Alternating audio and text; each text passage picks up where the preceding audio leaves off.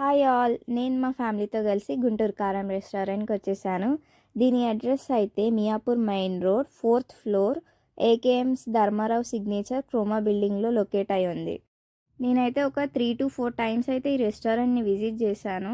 ఎందుకంటే ఇది చాలా కంఫర్టబుల్గా ఉంటుంది అండ్ ఫుడ్ టేస్ట్ కూడా చాలా బాగుంటుంది ఇక్కడ.